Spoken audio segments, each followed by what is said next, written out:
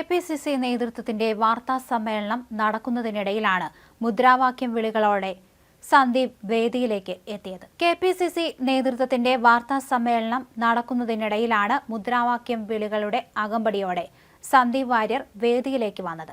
പാലക്കാടാണ് വാർത്താ സമ്മേളനം നടത്തിയത്.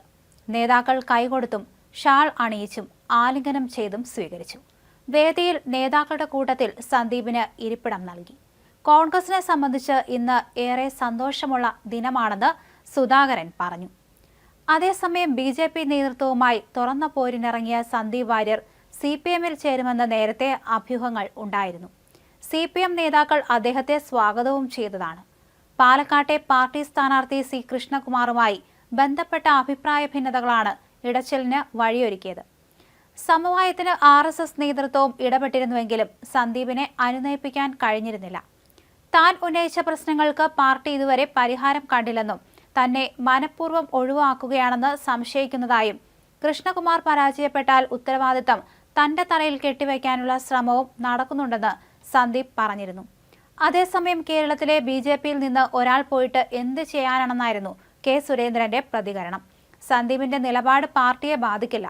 തെരഞ്ഞെടുപ്പ് സമയത്തല്ല പരാതി പറയേണ്ടത്. നാളെ മാധ്യമങ്ങൾ സന്ദീപിനെ ഉപേക്ഷിക്കുമെന്നും സുരേന്ദ്രൻ പ്രതികരിച്ചിരുന്നു.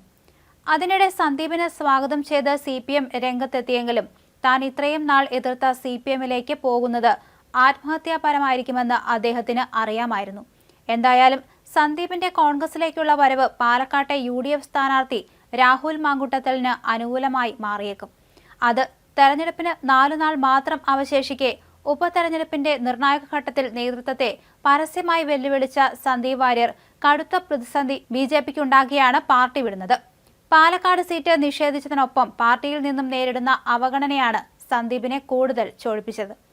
നേരത്തെ ചില പരാതികളുടെ പേരിൽ സന്ദീപിനെ വക്താവ് സ്ഥാനത്ത് നിന്നടക്കം ചുമതലകളിൽ നിന്ന് മാറ്റിയിരുന്നു. പിന്നീട് ലോക്സഭാ തെരഞ്ഞെടുപ്പ് കാലത്ത് കെ. സുരേന്ദ്രൻ തന്നെയാണ് സന്ദീപിനെ തിരികെ നേതൃനിരയിലേക്ക് എത്തിക്കാൻ മുൻകൈയെടുത്തത്. ഇതിനുശേഷവും തന്നെ വേണ്ട രീതിയിൽ പരിഗണിക്കുന്നില്ലെന്ന പരാതി സന്ദീപ് ഉയർത്തിയിരുന്നു.